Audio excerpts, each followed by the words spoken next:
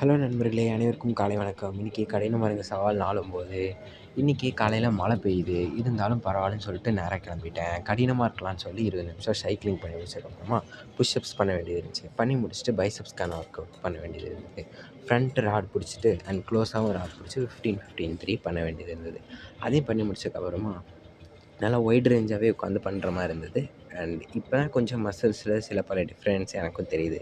மறக்காமல் நம்ம சேனலை எல்லோரும் ஃபாலோ அண்ட் சப்ஸ்கிரைப் பண்ணிக்கோங்க.